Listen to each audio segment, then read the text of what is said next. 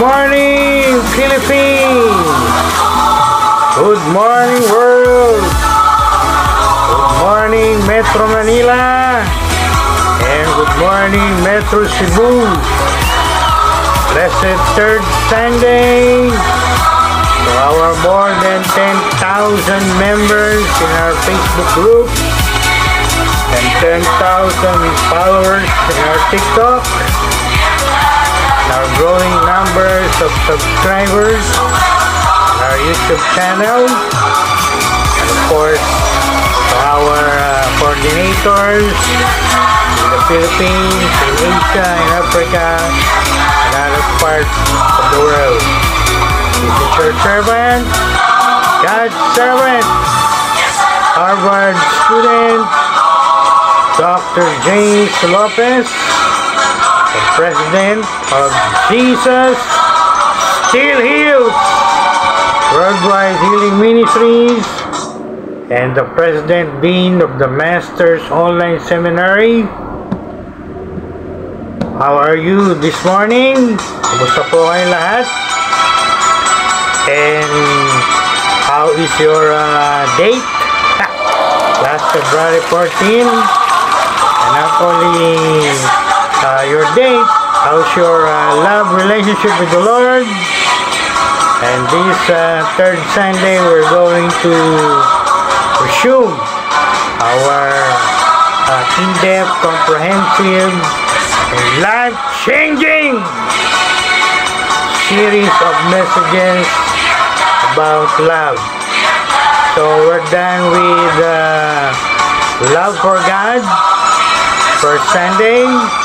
And also we're done with love for our spouse last second Sunday. And this third Sunday, what we're going to study or discuss is our love for our fellow Christians or fellow believers.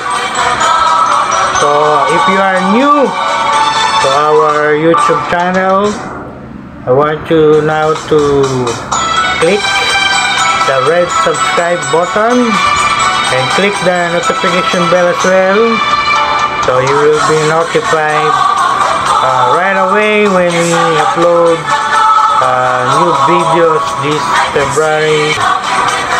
And before I give my message or tutorial this third Sunday, let's continue to thank God for His blessing. Ito po yung kanta, God is good. He's good all the time. And we're thanking Him for all of His goodness and for all of His blessing every day. We experience His enough or even more than enough blessing. And of course, His goodness. So, gaya nga ni sabi ng King David, as long as we live, we will praise and we will thank the Lord who is good to all of us. Amen. Alright. So, this Sunday, we have a new topic. We're going to study about love for our fellow Christians or love for our fellow believers. I want everyone to understand that the greatest description or definition about love written in 1 Corinthians 13:4-7 is not about erotic or romantic love. It's not even about phileo or brotherly love. 1 Corinthians 13:4-7, that greatest chapter on love, that is about love for fellow Christians. Because that was originally written by the Apostle Paul to the church Hindi po sinulat ni Apostle Paul yung 1 Corinthians 13:47 to couples, no? Hindi niya sinulat yan to a neighbors or neighborhood. He wrote it to a church. That was the church in Corinth, in southern Greece, in Europe, 1st century AD. So, ang tamang interpretation, ang tamang application ng 1 Corinthians 13:47 is love for our fellow Christians. Yung pong mga kapatiran natin, yung mga kasama natin na nagpupuri, sumasamba kay Lord, yung kasama natin sa ministry, yung kasama natin sa church, na naglilingkod sa loob ng church, yung mga kasama natin sa loob ng mga local churches natin, sa mga ministry natin, yung mga taong kapwa natin naniniwala, sumasampalataya at sumusunod sa Panginoong Yesus, to believe that the Lord Jesus Christ is God, that He is our one and only Savior, our fellow believers, our fellow Christians, people who are following the Lord, serving the Lord like we are. So I want you to understand that, alright? So I would recommend, whenever you read or hear 1 Corinthians 13, moving forward, please do not apply it to erotic love or even to a phileo love or love for neighbors. The right interpretation and the right application will always be love for our fellow Christians inside our churches. So yan po ang ating pag-aaralan this morning.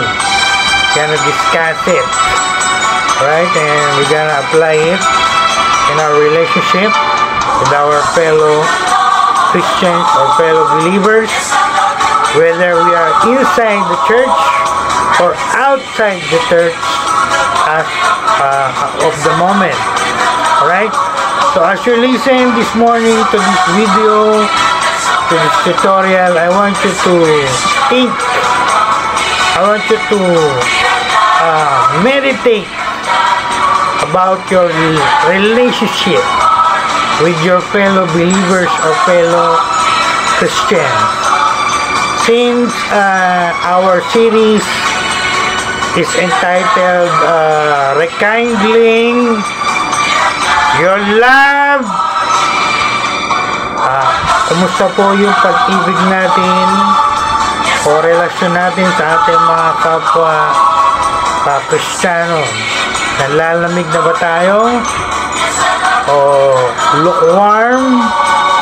Or we're still hot? Meaning, nandun pa rin yung pagmamahal natin sa ating mga kapwa Kristiyano or believers. Well, I should say na dapat nandun pa rin yung ating love relationship or care or concern for our fellow believers, no? Especially when we are inside our church or even outside our church. So very important po yung love. And in this tutorial this morning, we're going to discuss and learn about it this morning. So I want everyone to listen and understand everything you're gonna hear in this tutorial or video this morning. Alright, so stay tuned and we're going to go deeper. So that's the first thing we must understand or realize this morning. 1 1 Corinthians 13:4-7 is about love for our fellow Christians inside the church. Second, this is the emphasis, this is the thesis, this is the argument of our series of messages about love. And what is that? Love is more than feelings, more than an emotion, more than words. Why, Bishop Lopez? You might ask. Simple lang po ang sagot. Because this text, 1 Corinthians 13:4-7, when you study it in its original Greek manuscripts, yan pong passage na yan, I want everyone to know and understand this morning, lahat pong yan ay nasulat sa verb, Greek verb. Hindi po yan noun, hindi po yan adjectives, lahat pong yan in its original Greek manuscripts, they're all verbs. Alam po natin yung verb, diba? Kahit elementary lang ang natapos natin, alam po natin yung verb. Pag sinabi po natin verb, yan po ay tumutukoy sa action, no? Action po tinutukoy dyan. Yan po ay action word. So, whether it is English grammar or Greek grammar, pag sinabi po natin verb, isa lang po ang nasa isip natin. Action po yan. Hindi nga yan nasulat sa adjective eh. Kaya kami pong mga may knowledge sa Greek at nag-aral ng Greek, hindi namin sinasabi description of love. Yung 1 Corinthians 13, it's more than a description because it is not adjective in the original text. It's about we might say it is not definition, it is more than that. It's a picture, it's the essence of what agape love is all about. And that is again verbs, no? Action.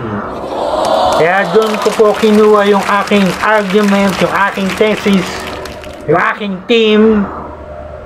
And I don't care whether you agree with that or you believe it or not, because I know more than you all. Sabi nga ni Apostle Paul, love, when you study it in biblical language, according to the Bible, it's not feelings, it's not even an emotion, it's more than words, it's all about action, action, action.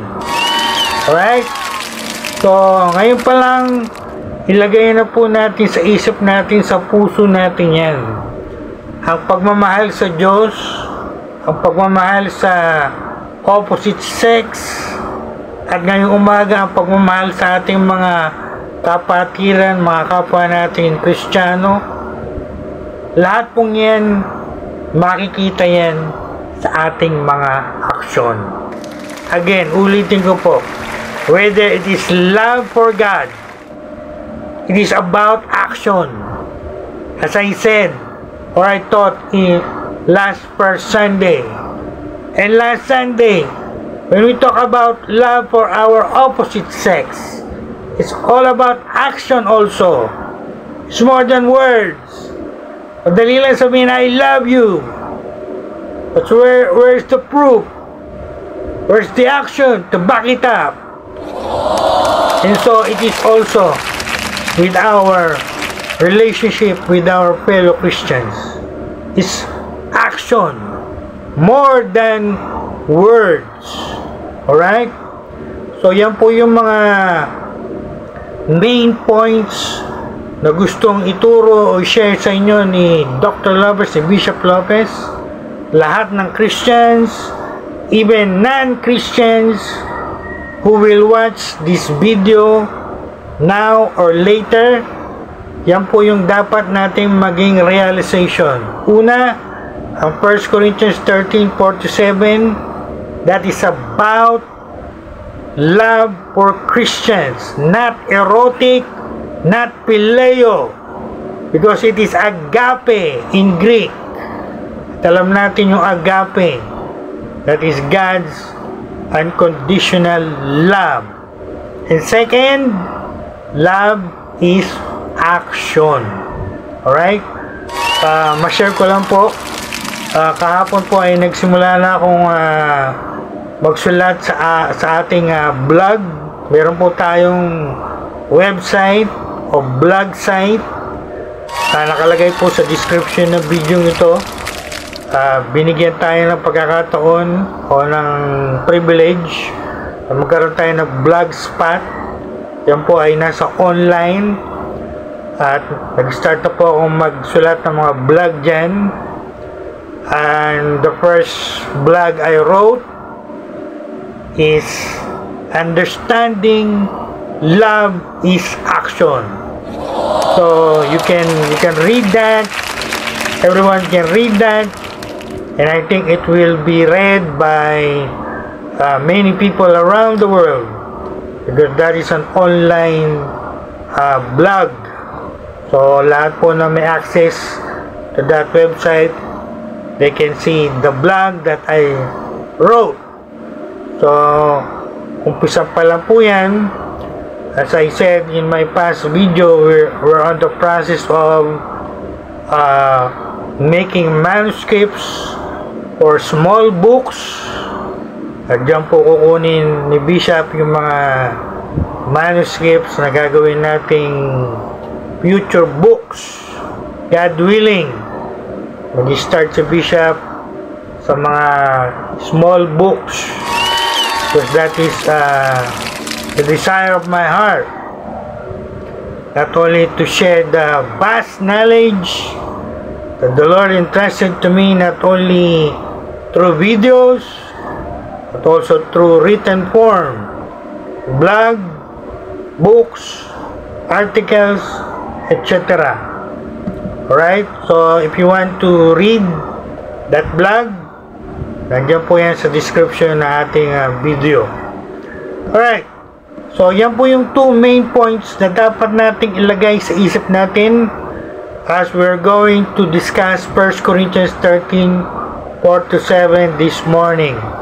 So these are 15 verb action of love. And I entitled our message, our sermon, our tutorial this morning, the 15 love actions for fellow Christians. Ang 15 aksyon ng pag-ibig para sa ating mga kapwa Kristiyano. And you might ask why we must love our fellow Christians. Simple lang po yan. Sa mabilis na paraan, sasabihin ko po sa inyo, i-share ko sa inyo first. Inutos po yan ni Lord sa John 13:34-35. The Lord commanded, He said, a new command, bagong utos, I given to you, that you love one another as I have loved you. By this all men will know that you are my disciples, if you have love for one another. So, bilisan po natin ang pag-explain yan. Una, new command. Ibig sabihin, hindi yan kagaya sa Old Testament. Sa Old Testament, ang command ay love your neighbor. In the New Testament, love your fellow Christians. So meron tinatawag na paradigm shift from your neighbors to your fellow Christians. By that, ano yung by that? By our love for our fellow Christians, people will know that we are His disciples. How people will know that we are Christ's disciples? Because we have great faith? Because we have a lot of knowledge? Because we are going to the church? Because of other things? No. Based on that verse, people will know that we are His disciples when we have love for one another. So very clear po yung text na yan, no? Yung verses na yan. So I would challenge everyone to read that for yourself. John 13, 34 to 35. At ang pangalawang dahilan, bakit natin dapat mahalin yung mga kapwa natin mananampalataya sa ating mga churches. Yung pong context ng 1 Corinthians 13. Sinulat dito ni Apostle Paul because love is the greatest. Diba? Meron sinulat si Paul dyan. Love, faith, hope. Those are the three Christian virtues. We call that three Christian virtues. Anong sabi ni Apostle doon? But the greatest of the three is love. Don't you realize that? Love is greater than faith. Love is greater than hope. It is the greatest of all. And according to my study, according to my meditation, ang faith po, lilipas po yan. Ang hope, lilipas po yan. But love, it's like God. It will exist for all eternity. At ang sabi ni Paul sa context ng 1 Corinthians 13, 4-7, it's not only the greatest, it is the most excellent thing. Most excellent, more excellent than spiritual gifts. Yan ang pinuntuhan ni Paul, the Apostle Paul. Kahit nasa iyo na yung 9 spiritual gifts of the Holy Spirit, kahit nasa iyo na lahat yan, pero sabi ni Apostle Paul, kung wala ka namang love, alam nyo sabi ni Apostle Paul, talagang sinulat ko doon sa aking teaching notes, verse 2, kahit meron ka pa ng lahat ng yan, kung wala ka namang pag-ibig, ano sabi niya sa verse 2? You are nothing, a useless nobody. Hindi amplified. See that? Hindi mahalaga yung spiritual gifts. Pero I should say, sasabihin ko po sa lahat ng Christian na nakikinig ngayon at nanonood ngayon, ang love ang greater than those spiritual gifts. And I'm sure hindi kayo bibigyan ni Lord ng spiritual gift kung wala kayong pag-ibig o love. It is given to those who walk in love. Kaya nga, pag pinag-aralan nyo yung 12, 13, and 14 chapters ng 1 Corinthians, ang conclusion doon ni Apostle Paul, follow, make love your goal, and desire spiritual gifts. See? Binibigyan din doon ni Paul love over spiritual gifts. Marami nga kayong gifts, marami nga kayong talents, marami nga kayong skills, pero kung lahat ng yan ginagawa nyo without love, I will say it again, you are nothing, a useless nobody. Because all of our gifts, all of our talents, all of our skills, whether supernatural or natural, all of them must be exercised with love. With love. With love. Kaya ako po, personally, I know when the Lord gave me the gifts of healing at iba pang spiritual gift, I know the Lord gave that to me, and I'm aware I must exercise that with love, especially gifts of healing. When I pray for the sick, I make it sure that my heart is full of love. When I pray for the sick, Dahil kung mag-pray kayo na may sakit, wala naman kayong pag-ibig, gusto nyo lang makilala kayo, gusto nyo lang matanyag kayo, pero wala naman kayong love deep inside your heart. Again, Apostle Paul said, you're nothing, a useless nobody. Alright? So having said all of that, let's go to our subject matter, the 15 characteristics or love actions of love. Ito po ay 15. So, kinakalculate ko nga, if I will expound it one by one, 3 minutes per love action, 15 times 3, 45 minutes. So, ibig sabihin, expound ko isa-isa yan in 3 minutes. That will take us 45 minutes. 3 minutes lang po yun per one verb. 15 po to. So, ibig sabihin, kung expound ko to ng mahaba, talagang aabot tayo ng mahabang oras. Pero, because of the limited time we have, I'm going to give that to you. Mabilis lang po, no? Pero of course, I will stick to what I have learned in my homiletics. Well, I studied homiletics from my BTH up to my doctorate. Usually, ang ginagamit po namin, kami mga veteran preacher, we usually use the explain it, illustrate it, apply it. So explanation, illustration, application. So that's what the Lord wants me to do right now. So I'm going to apply that as I share this 15. Pero bibilisan ko po para hindi po tayo humaba ng mahaba, no? Baka umabot tayo ng 3 hours at para ako nagle-lecture in a classroom setting. Anyway, let's dive into it. Ang first verb, first action ng agape love. Love is patient.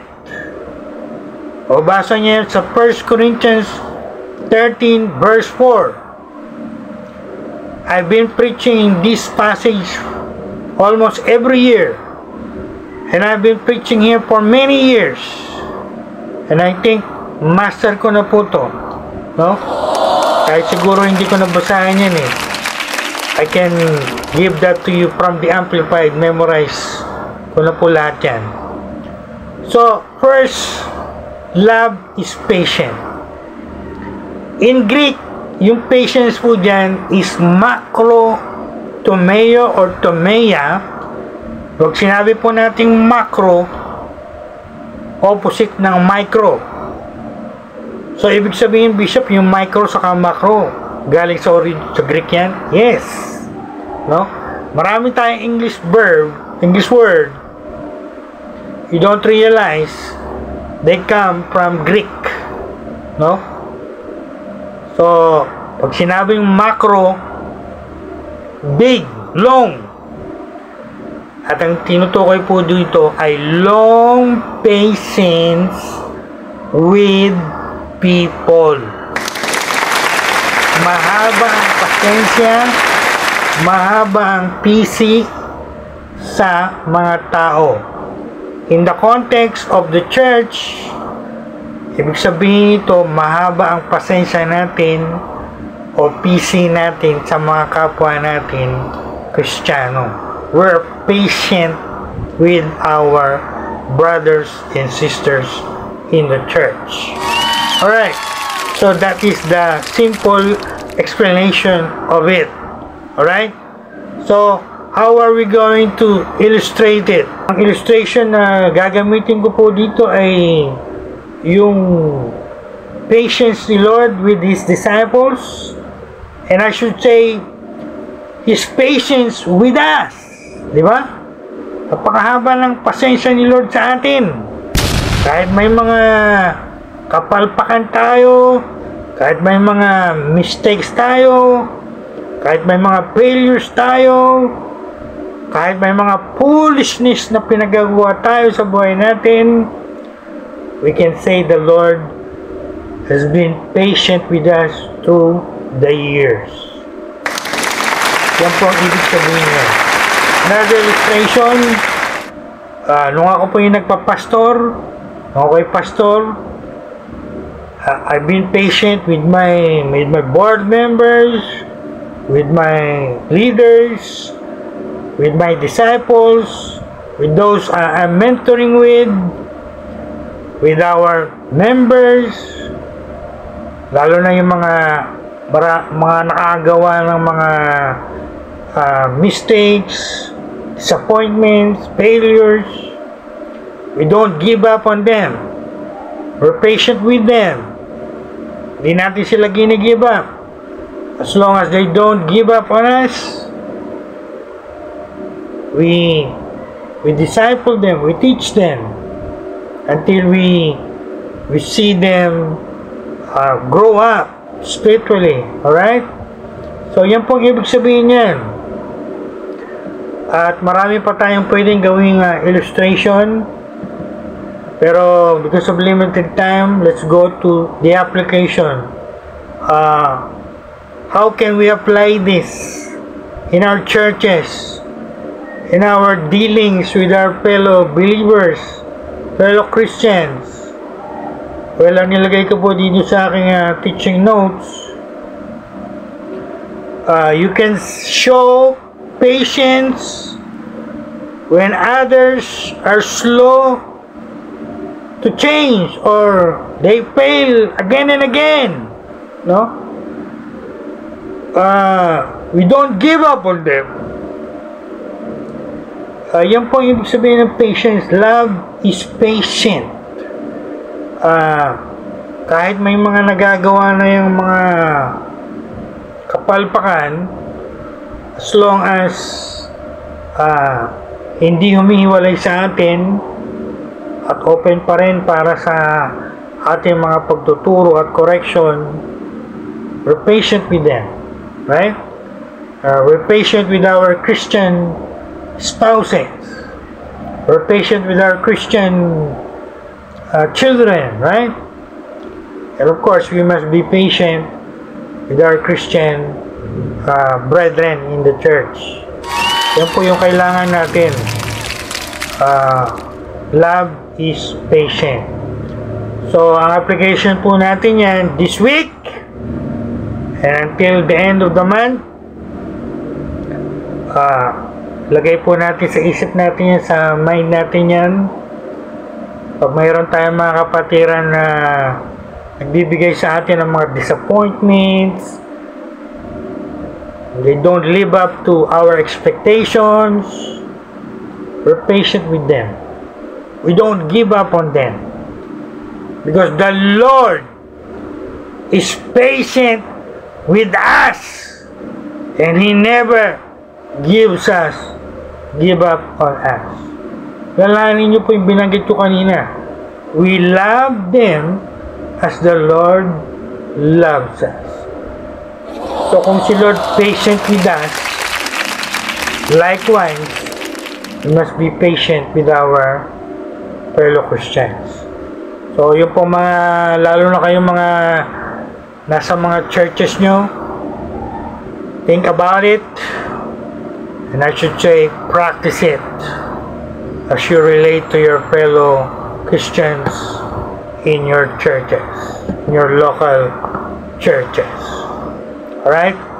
Second, love is kind. Well, in original Greek, it is Christomai. Ang ibig po sabihin dito ay, kasi pagka binasa mo sa English yan, love is kind. Ang pagkakaintindi natin sa kind, mabait. No? Kind yan, mabait yan. Well, actually, in the original Greek, hindi po yan yung tinutukoy dito. This Greek verb, Christomai, don't mean to be nice in a surface level. It refers to a deeper kindness, at ito po ay ina-express in giving to fellow Christians in need. No? Kasi pagka binasa mo yan sa English, lalo na sa King James Version or NIV, you will simply read it, love is kind. And many will misinterpret it, mabait, ibig sabihin. When in reality, in Greek, it goes deeper to that. Again, it refers to a giving person, one who gives to meet the need of a fellow Christians. Well, marami po akong illustration na pwedeng i-share dito. I can give you biblical illustration, I can give you current illustration, but I prefer to give biblical illustration because this is what the Lord wants me to share this morning. Ano po yun, Bishop? I can relate to this. 1 John chapter 3 verse 17 to 18. I want every Christian to listen. Makinig po kayong lahat, lalo na yung mga nasa churches. Sabi sa 1 John po unang Juan chapter 3 verse 17 to 18. I will read it from the Amplified because the Amplified is very clear. Here it is.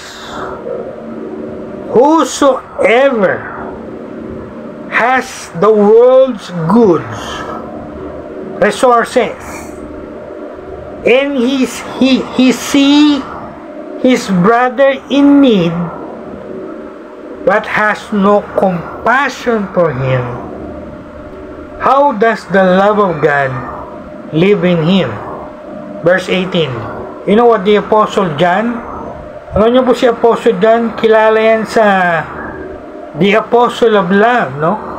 Sa 12, si Apostle John ang kilalang tinatawag na Apostol of Love, because he is the beloved of the 12.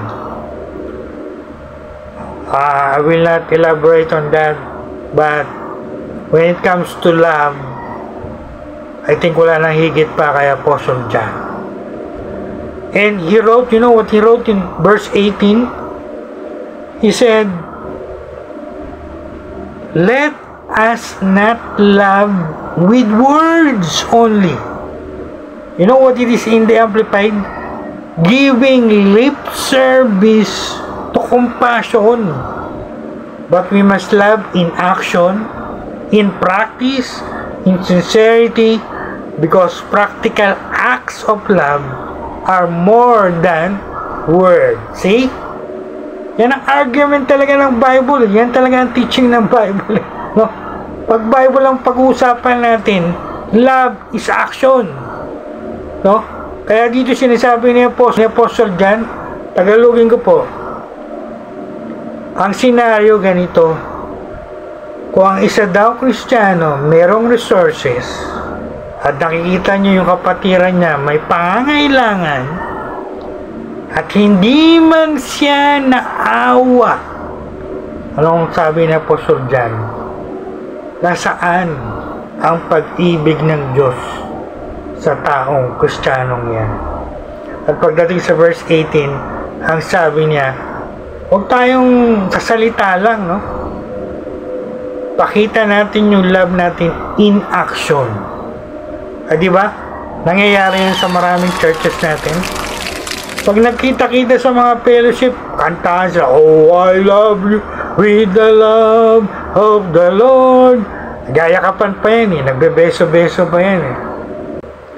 Kanina po sinabi ko, I can relate to this because I know this when I was a senior pastor of many churches. Marami pong ganyan. Nangangailangan yung mga kapatiran, yung iba may mga resources, they have the money, pero instead of helping them, they would say, and even lie. Nagsisinungaling pa. Wala daw silang pera, wala daw silang may tutulong. And yet, pagka pinakanta mo na yung kanta na, oh, I love you with the love of the Lord. Ayan, nagkakantahan na, no? Nagyayakapan na. Nagbebeso-beso na. Pero pagdating sa mga ganyan, walay.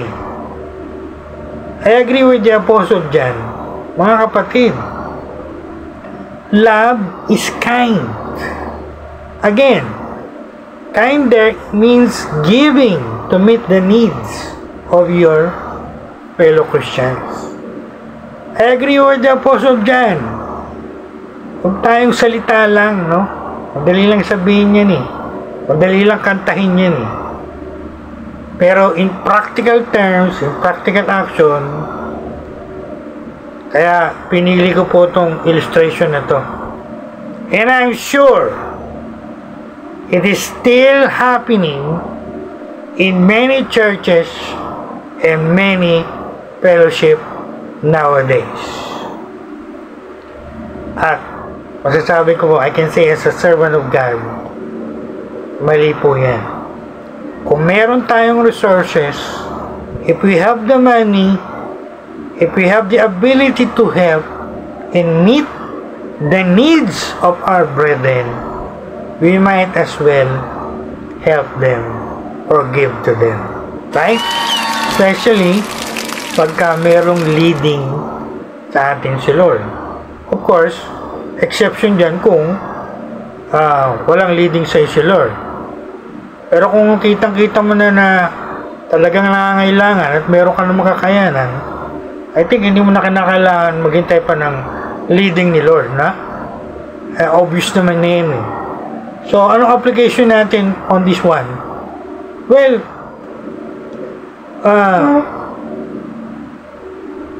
nasa sa inyo po yan, ano? You can engage in acts of kindness, giving even in small things. You can reflect on how you can extend kindness or giving, especially as I write in my teaching notes, to someone who is in need right now in your churches.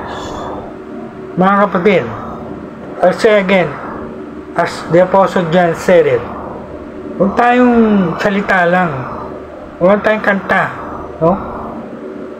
Tapos pag dumating tayo sa mga ganyang senaryo, wala. Salita lang tayo, walang action. Again, sabi ni Apostle John, the apostle of love, the expert on love, he said, let us not love in words, but in action. Sa Tagalog po, huwag tayong sasalita lang, no? I love you sister, I love you brother, I love you pastor, I love you bishop. Tapos pag may pangangailangan sila at meron tayong resources, ang tindi nga ng ginamit na word dito ni Apostle dyan eh. No compassion, no mercy for him. How can you imagine dyan? Isang Kristiyano na walang awa sa kanyang kapatiran na may pangailangan. May resources, may kakayanan, pero hindi man lang naawa kahit patiting. Oh my God! And then you're gonna say, or gonna sing, oh, I love you with the love of the Lord. Mga kapatid, pag-isipan niyo po ito. Think about it, meditate on it, and it's time for you to practice it, especially those of you who are active inside your churches. Alright, number 3. Love does not envy. Let me clarify. In the original Greek, it is zelo. Letter Z, letter E, letter L, double O. It is the Greek word used for envy, not for jealousy. Kasi may mga translation tayo, pinag-aralan ko po yan, tinignan ko po yan. Maraming mga translation, they translated it jealousy. Love does not jealous. When in the Greek, it is not jealousy, it is envy. Bakit Dr. Lopez Bishop? Magkaiba po ba yung envy sa jealousy? Well, my answer is yes. Technically speaking, even in the Greek, they have different Greek words. At ang ginamit po dito is the Greek word for envy, not the Greek word for jealousy. At magkaiba po yan. Iba yung nagsiselos, iba yung naiinggit, iba yung seloso sa inggitero o inggitera. Wala akong masyadong time to elaborate it, but enough for you to know it is referring to envy. So, ibig sabihin, kung tatagalugin po natin to, ang agape love, hindi naiinggit, hindi inggitero, hindi inggitera sa ating mga churches. Maraming Kristiyano ngayon sa kanilang mga churches, sa kanilang mga fellowship, mga inggitero, mga inggitera. Ha? You know what it implies in the original Greek? It implies a competitive or resentful feeling towards others. Yung hindi siya masaya pagka yung kapatiran niya ay nakikita niyang nagsasucceed, success. Kung nakikita niyo yung kapatiran niya ginagamit ni Lord, nag-excel sa ministry niya, naiinggit siya. That is envy. And instead of rejoicing and celebrating with that fellow Christians, anong emotional feeling niya? Resentful, no? Hindi masaya. Deep inside, sabi niya, dapat ganyan din ako. Hindi lang yan. Mga kapatid, I did a research on this one. I want everyone to listen up. In our churches, in our local churches, in our ministry, this verse reminds us this Sunday morning. True love, true agape love, resist envy. Para lang pong doubt and unbelief niyo, we must resist those things. Hindi tayo dapat naiinggit sa mga kapwa natin Kristiyano. And I'm sure applicable to sa mga pastor. Yung mga pastor din, inggitero, inggitera, no? Pakikita si bishop, si pastor ganito, nagsasucceed, nagpa-prosper, naiinggit, no? At kung ano-ano mga pinagsasabi against the person na kiniinggitan niya. My God. Basahin niyo po ito, no? I-memorize nyo kaya. Love does not envy. Hindi inggitero. You will know if you are envying o ikaw ay naiinggit sa kapwa mo Kristiyano o kapwa mo pastor o minister. When they are succeeding or prospering, what's your reaction? Are you resentful against them or are you rejoicing and celebrating with them? Simple lang yan eh. Kung ikaw ay natutuwa at masaya ka dahil ganun sila, ganun yung blessing nila, good for you. You're walking in love.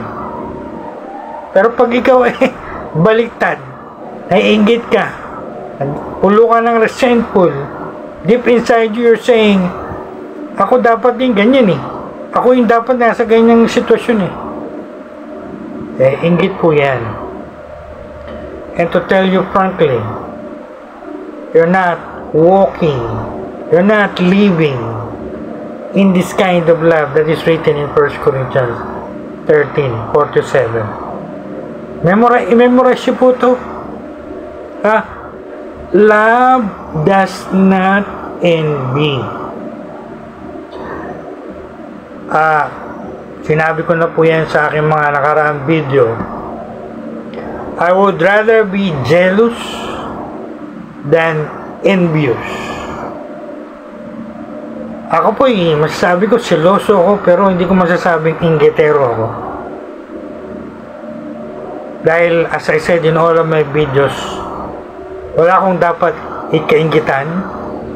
The Lord blessed me more than I can imagine. I never expect a lot of blessing from the Lord. Never in my life. I think I will reach this far. So, hindi po ako inggiterong tao. At I examine my heart before I preach this. I have asked myself. The Lord led me to do self-examination before I preach this morning. Am I doing envy? Ako ba inainggit? When my fellow bishop and my fellow ministers are doing this and I'm not doing that? And I came to the conclusion, my conscience is clear. The answer is no. Actually, yung mga ibang ministers na nakikita kong succeeding and prospering in their ministry, I'm happy for them, no? Even though hindi ko sila kasama in that ministry, I'm happy for them. So I can say, I'm not envying.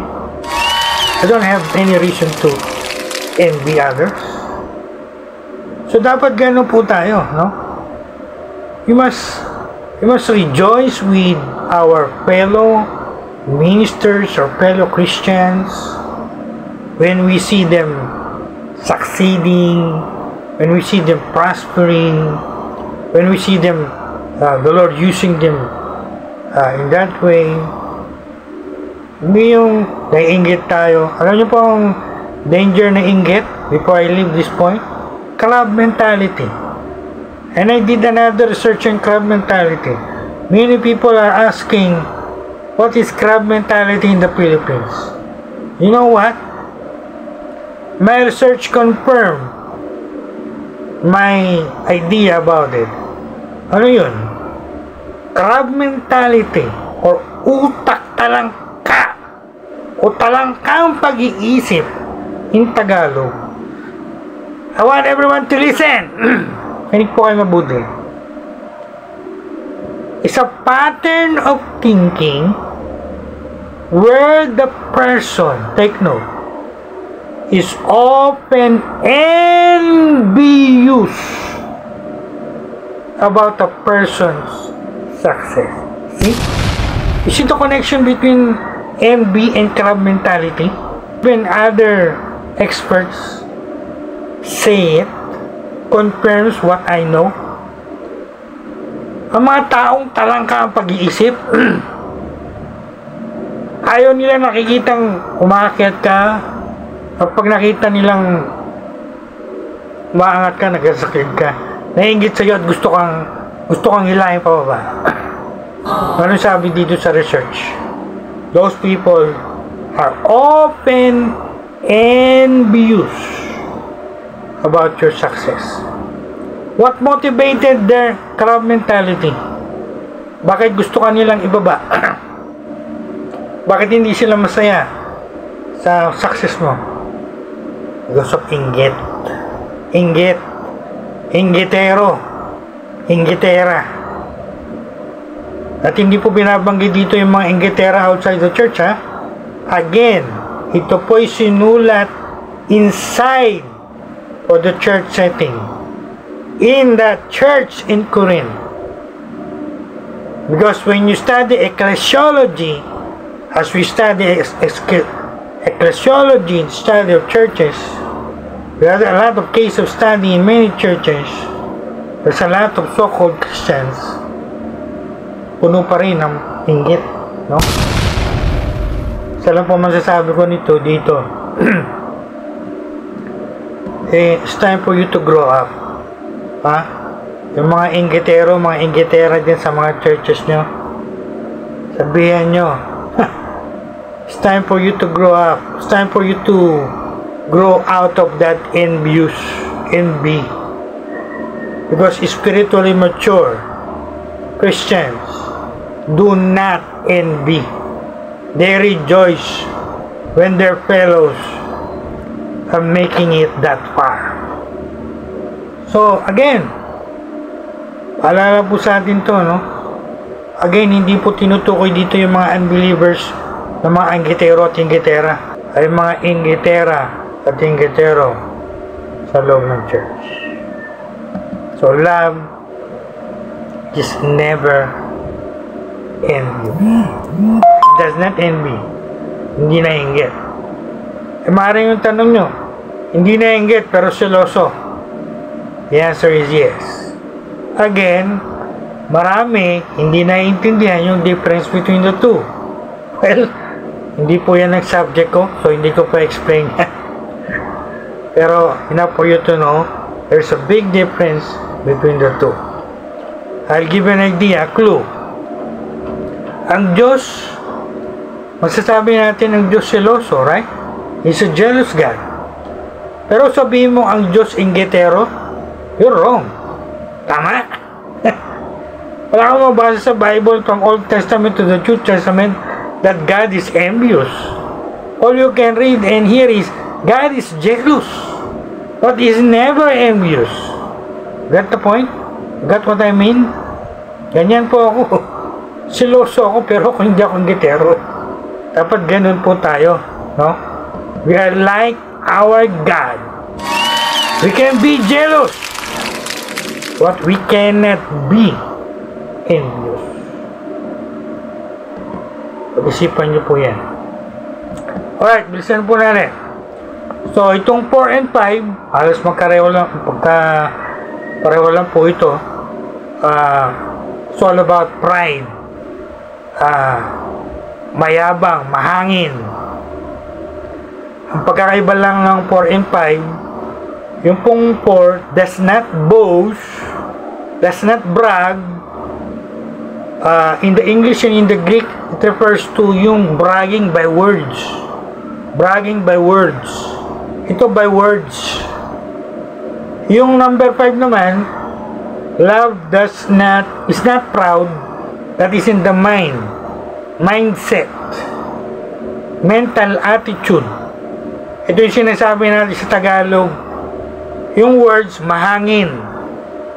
Yung proud, lumaki ang ulo. No? So both of them refers to pride. Different manifestation nga lang. Yung number 4 na verb, nagmamanifest yung pride niya in his words. Yung sinasabi natin sa Tagalog, mahangin, no? Mahangin. Ay, andyan na, dumating na po itong si mahangin. Makakarinig na naman tayo ng maraming kahangingan at pagbabrag at paggayabang ng kung ano-anong mga bagay sa kanyang buhay. Words by pride. It reminds us this morning, especially when we are inside our local churches, dapat po good ang behavior natin. Kaya nga nila nagbibehave tayo. Hindi yun nasa loob na tayo ng mga churches natin eh.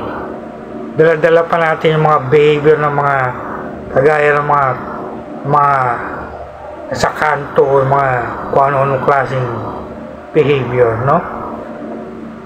People expect us to display good behavior, especially when we are inside our churches. Well, paalala sa mga nagkakandak ng Holy Communion, iwasan natin yung mga rude action and behavior dyan. Kagaya ng ginawa mga Corinthians. Oh boy. I can imagine them. Napakagulo ng kanilang observance ng Holy Communion. Siguro kung gagawin nila yun sa panahon natin baka i-rebuke sila ng mga pastor natin at pagpapalayasin lumabas kayo sa church na to. Hindi ganyan ang pag-observe namin ng Holy Communion. We do it here orderly and with good manners and right conduct. Alright. Reminder to all of us, love does not behave rudely, especially inside our churches. Selfish. Love is not selfish. Madali na po yan. Kaya nila. Self-explanatory na yun, di ba? Kaya nila, pagka lumalakad tayo ng buhay sa pag-ibig, inuuna natin yung kapakanan ng iba. So, in church setting, inuuna natin yung kapakanan ng ating mga kapatiran.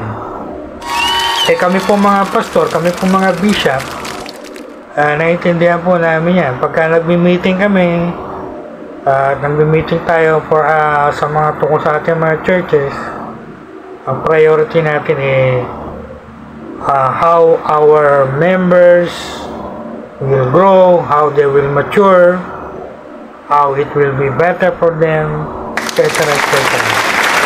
So, hindi yung isip natin para pang sarili nating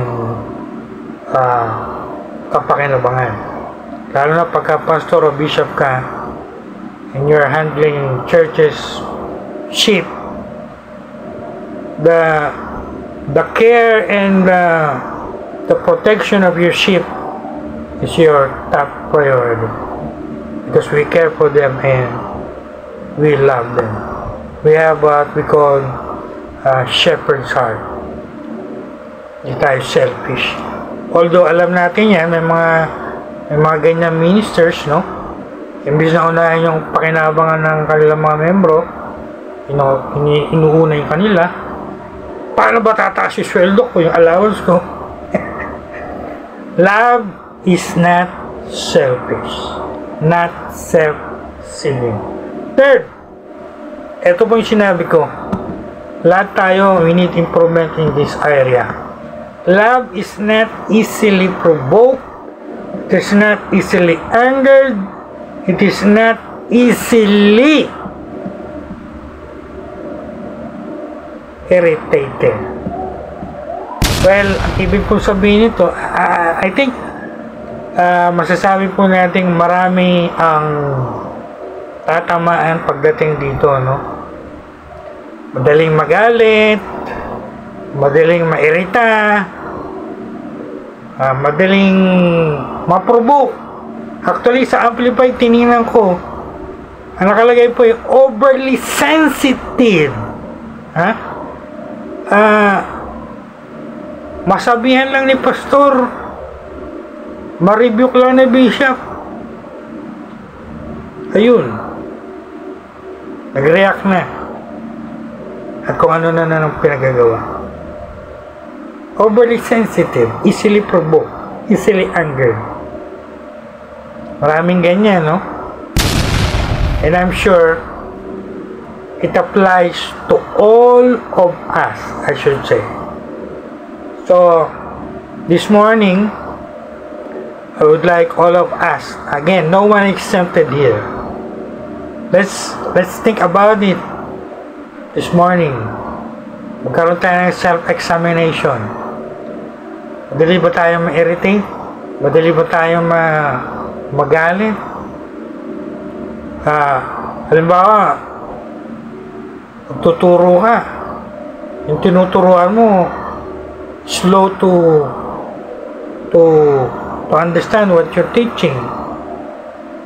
At yun, gagalit ka kaagad, naiirita ka kaagad. Sabi mo, ang purol-purol naman ang pag-iisip nito. Well, again, this is a reminder to all of us this morning. Love is not easily provoked, not easily angry, not easily irritated. So, for me, I take it personally. Reminder po sa akin yan. And I think it is also for you. Hindi tayo exempted dyan. Lalo na pagka yung surroundings natin annoying, no? Again, I did a self-examination before I preach this, and the Lord is telling me a lot, showing to me a lot. It depends on the Lord's dealing with you. So all I can say is, huwag niyo pong, don't mind bishop, don't mind your pastor, mind yourself, right? Iba magaling sa ganyan eh. Judge nga natin si bishop. Examinin nga natin si pastor. Tapos yung mga sarili nyo, hindi nyo in-examine. Respeto, okay? All I can say is respect. Give respect to whom respect is due. It's not your business to examine or judge bishop, pastor, or any leaders. All I can say is you do it to yourself first.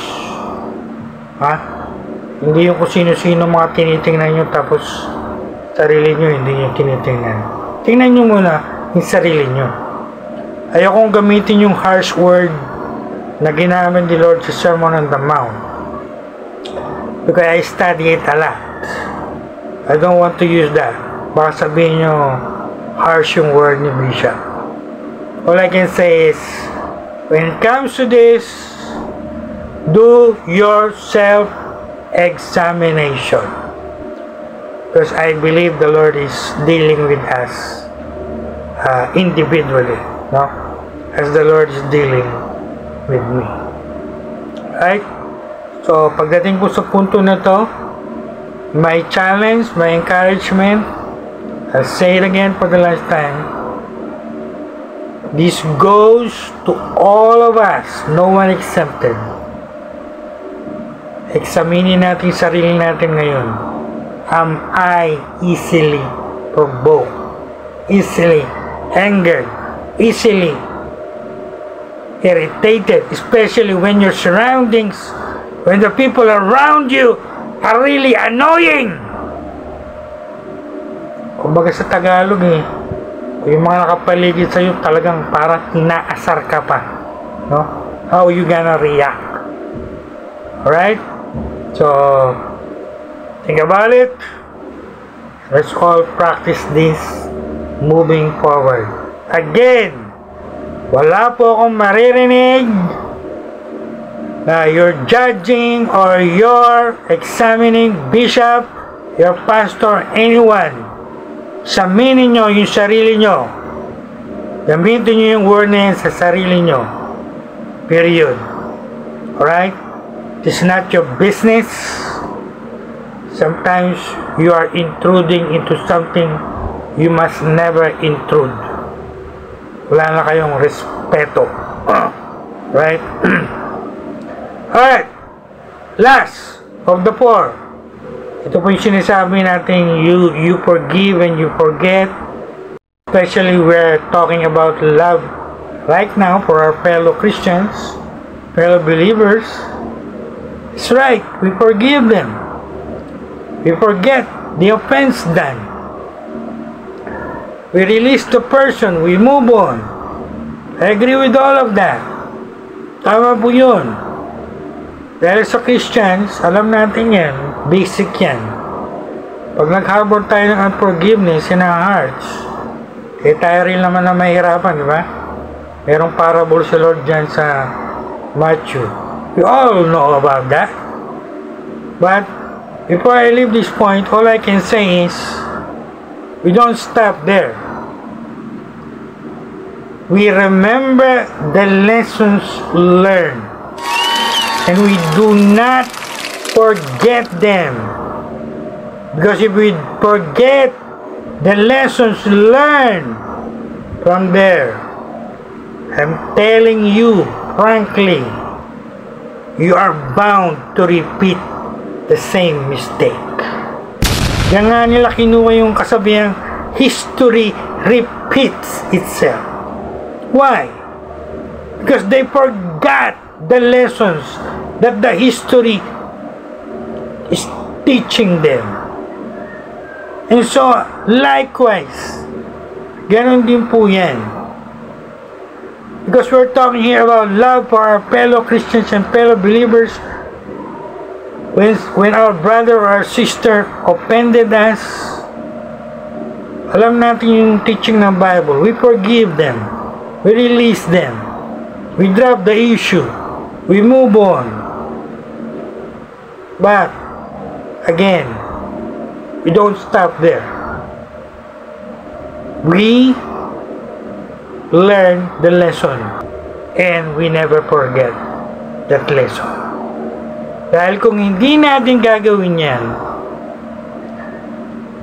sooner or later, I'm sure that will be repeated again. Why? Because hindi tayo natuto, no? We never learn. Nandun lang tayo, nakapokus lang tayo sa we forgive and we forget.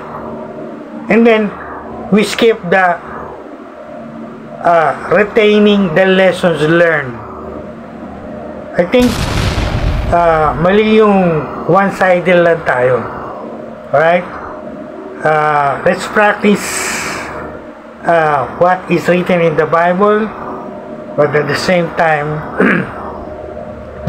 not forgetting the lessons learned.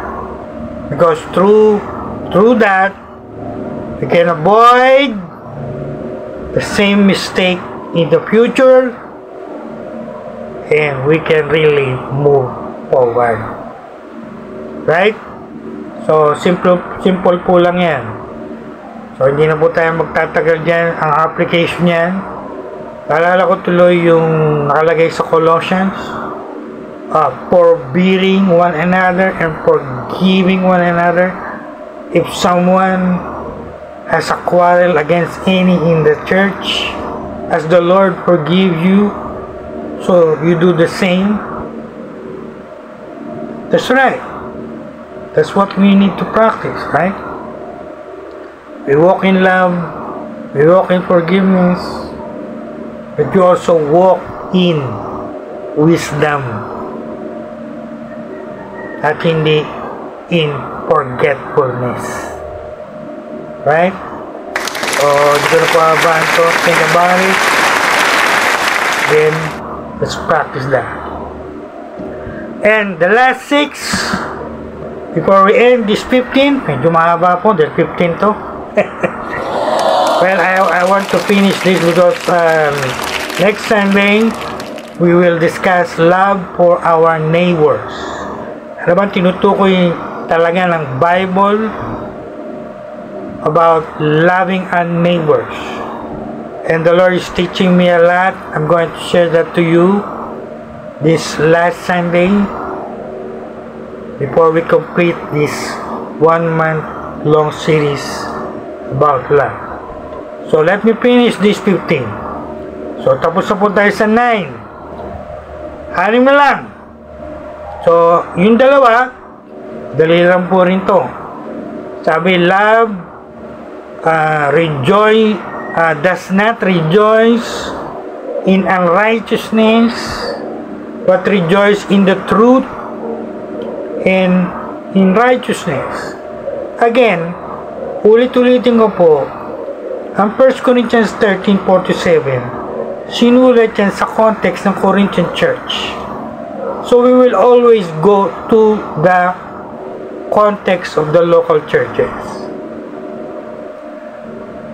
Pagdating sa verse na yan, we don't rejoice in unrighteousness.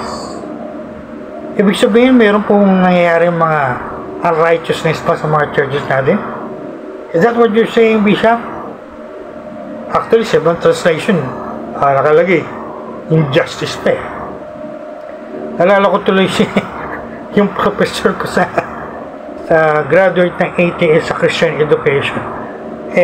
One class, we were discussing one lesson and we were writing a paper, and he gave us a topic to write, and because I'm a writer, I wrote a lot in my paper, and because I am the writer and the president of the class, before the end of the class, he got my paper, and she read my letter to the class, and she said, what you wrote here, Reverend? Ang tawag ko po sa akin kasi ako sa MD by Reverend, because I was the senior pastor of a big Baptist church in Marikina. Said to me, Reverend, where did you write this in your paper? For her, graduate po ito ng MD ba? MD from ATS, Asian Theological Seminary, at professor namin sa CE. Di po ito graduate ng pipitsuging Bible School or Seminary. Asian Theological Seminary, MD graduate. Major in CE. Kaya siya yung professor ng CE namin. And to my surprise, she said to me, you wrote this in your paper, Reverend. What do you mean by that?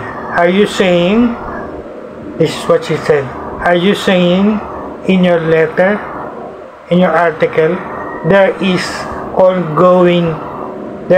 injustices or even unrighteousness going in our churches? And that surprised me, because ang basa ko po dun, for her, it doesn't exist. But for me, I see it as something existing. Well, I should say, meron talagang nangyayari pang mga kalikuan o mga unfair thing going on in our churches, right? For example, questionable yung family background ng tao, tapos patatayuin mo sa platform. Ano mo sasabihin ng mga iba na nakakaalam niyan? Sasabihin, unfair si pastor. Bakit tayo hindi pinatatayo? Tapos itong questionable yung sa family pinatatayo. Right? And for me, I don't agree with that as well. So, yung mga unrighteousness, what about unrighteousness? Well, let's go again to the Corinthian church. Ano ba nangyari sa chapter 5? Di ba, immorality? Actually, that's their biggest sin. Immorality inside the local church. At pag pinag-aralan nyo po yung Greek niyan, alam nyo po ang ibig sabihin niyan? Yung anak nung lalaki, nung tatay niya, nakikipag-sexual intercourse sa stepmother niya. Diba napakalaking immorality niyan in the local church? Isn't it unrighteousness? Kayo po mag-decide, kayo po mag-judge.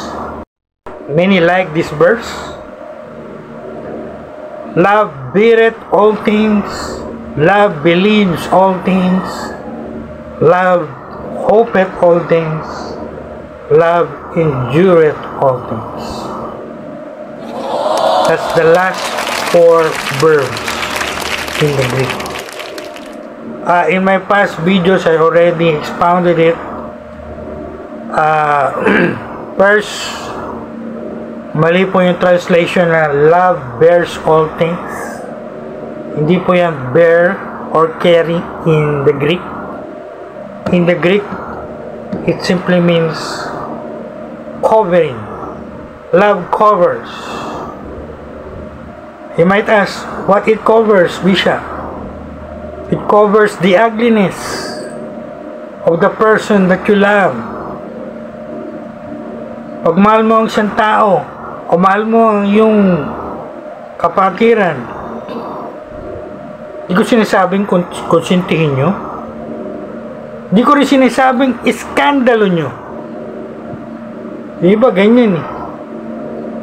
Alam nyo ba yung ganito sa church namin? Ganitong gawa, ginawa.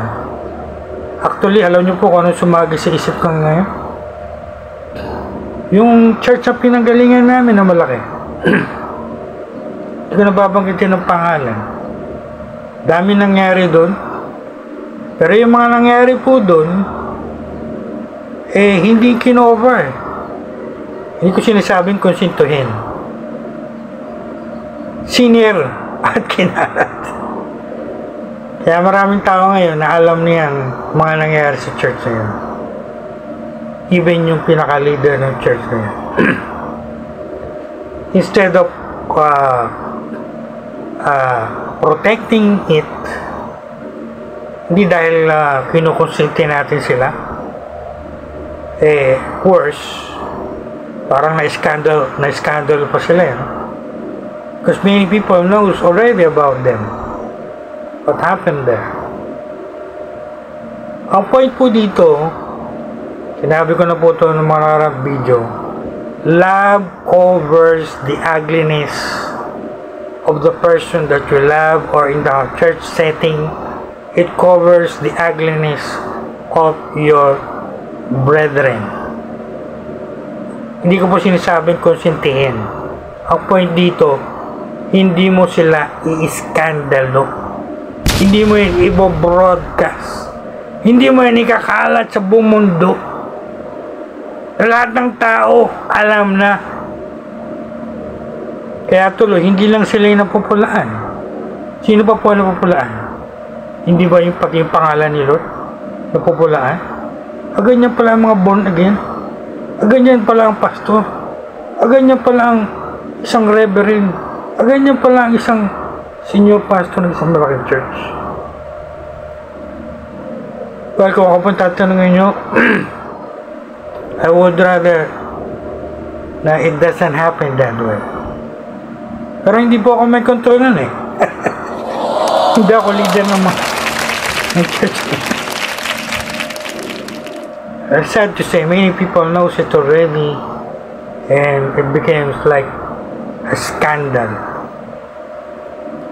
Mga kapatid, love covers. No?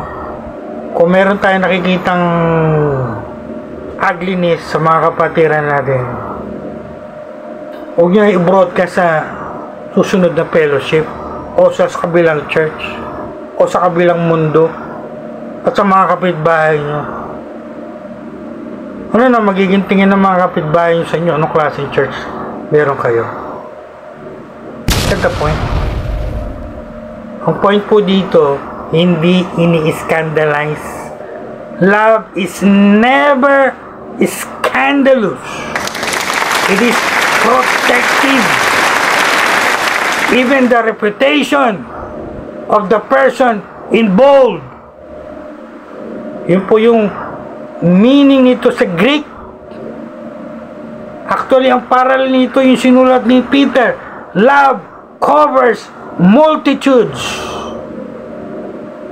Love covers multitudes of sins.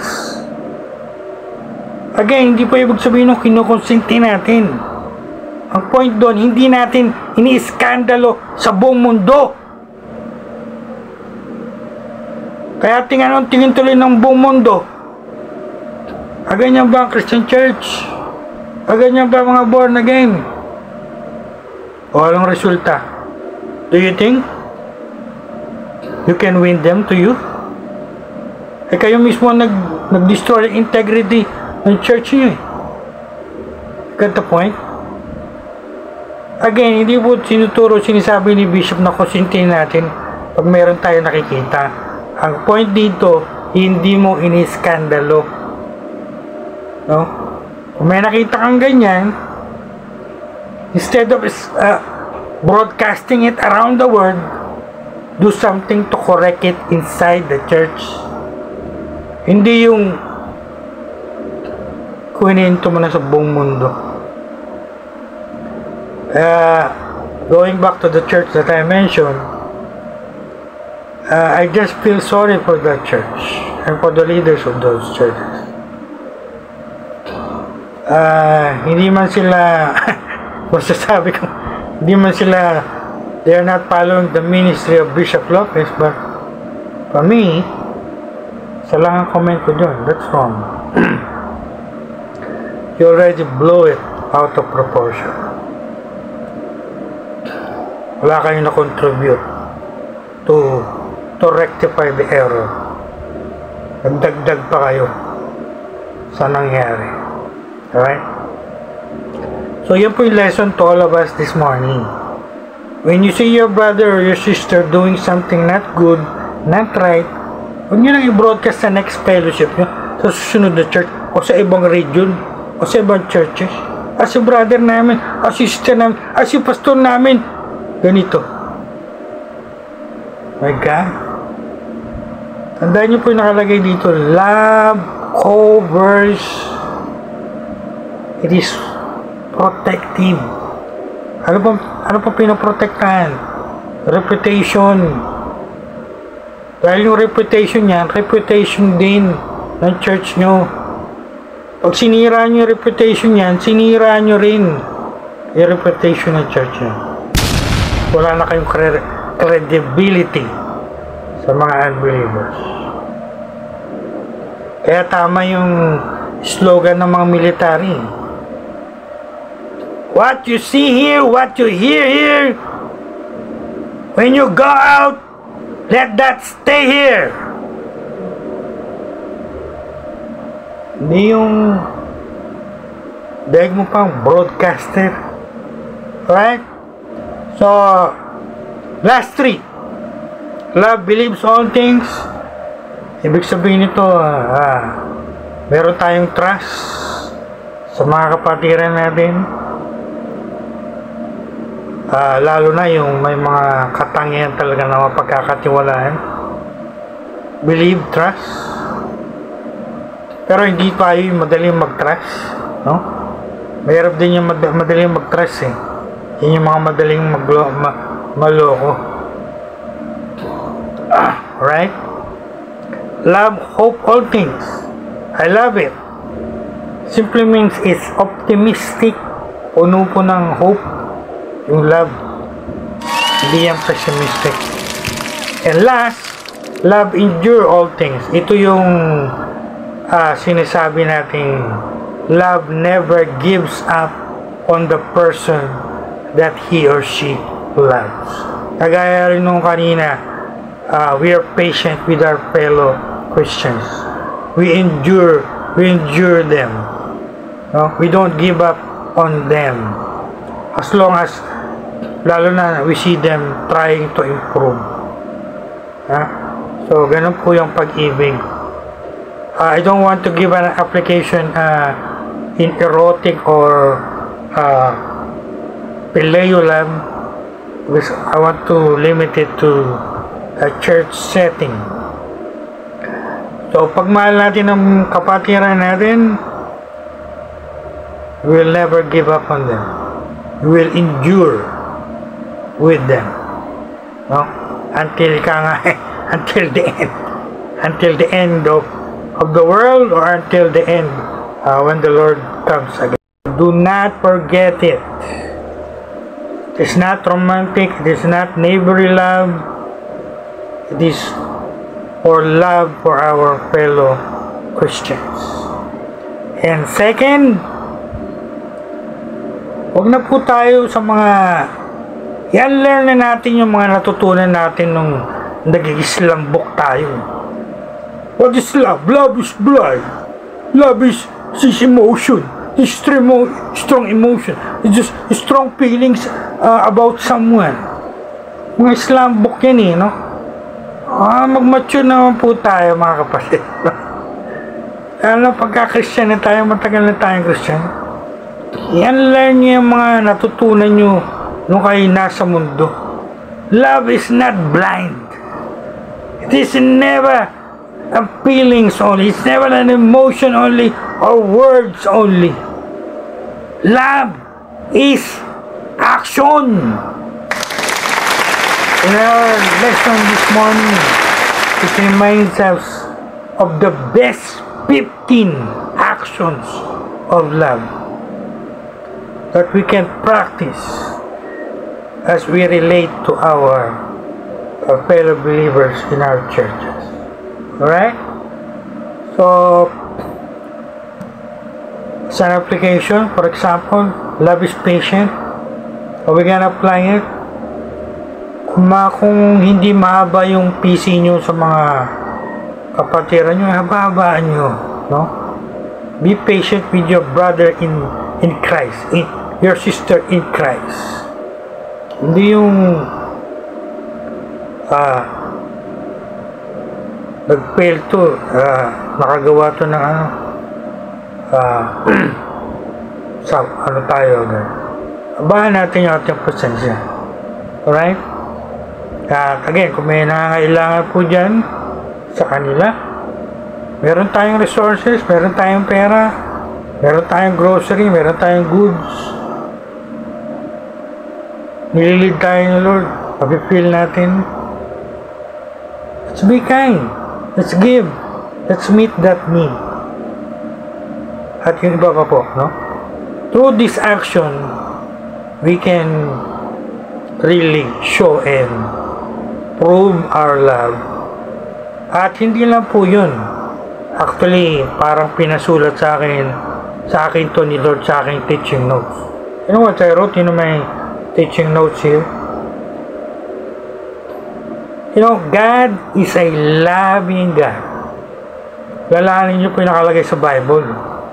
Love is of God and God is love.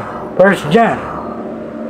God is the source of agape love and He Himself is love, a loving person. In Greek, God is love, Theo, Estin, Agape. Ang ibig po sabihin yan, si Lord very loving yan, very full of love. Bakit niya tinuturo sa atin to sa kanyang word? What is the objective? What is the purpose? So, tayo maging loving person as well.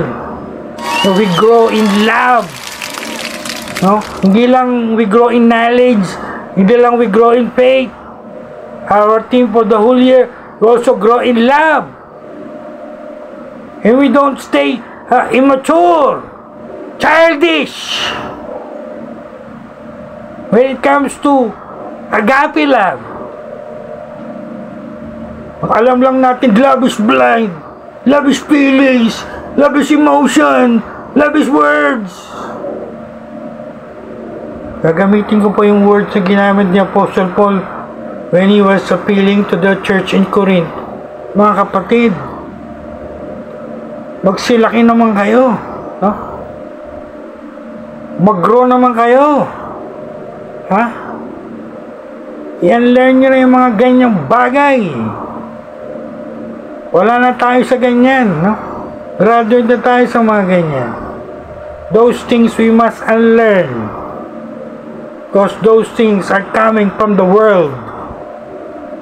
What we must learn is what is coming from the Bible. That should renew our thinking about love.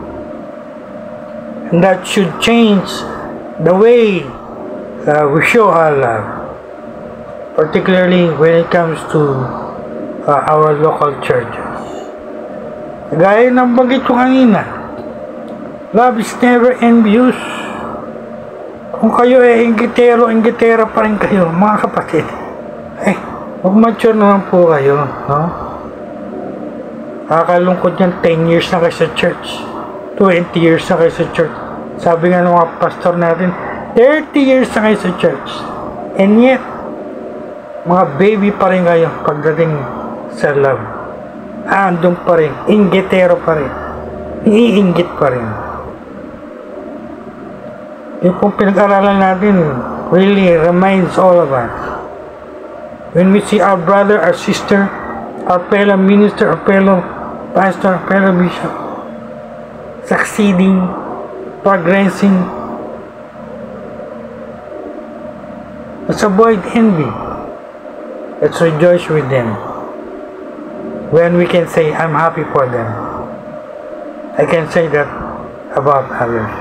I'm happy for them. Kahit hindi ko sila kasama in that means. Hindi yung sabi nga ng mga pastor natin, 30 years na sa church, baby pa rin. Oh my God. Mag-isip po kayo.